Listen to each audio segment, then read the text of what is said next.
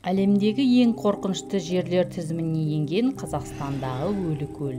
Еліміздің шығыс бөлігінде Алматы облысында орналасқан Сапақ ауылына жақын маңда Өлікөл деп аталатын таңғажайып мекен бар. Көлемі аса үлкен болмаса да, керемет табиғат көріністерімен көмкерілген.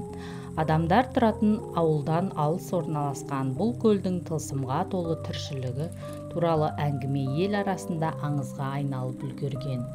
Өлікөлден су жәндіктерінің бірде-бір түрі байқалмайды. Ондағы барлық тіршілік иелерінің түбіндегі жарықтан улы газ өлтіреді деп саналады.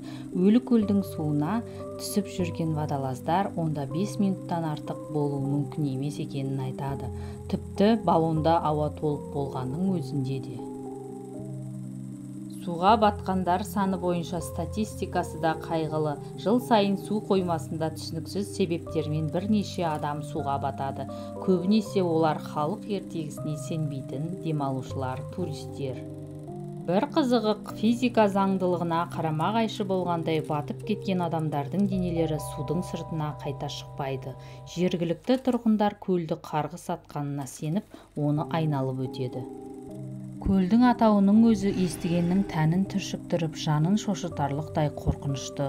Жергілікті тұрғындар көлмен байланысты сан түрлі оқиғаларды аңыз қып айтады. Аңыз бойынша көлге бір ғасыр бұрын қызғаныштан соқыр болған күйеу жігіт өзінің қалыңдығын үйлену той қарсаңында суға батырып өлтіреді деседі.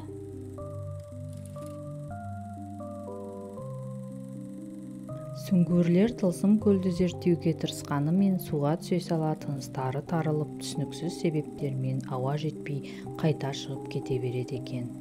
Табиғат тылсымының жасырған сырын әлі күнге тарқатып көрген ешкім жоқ.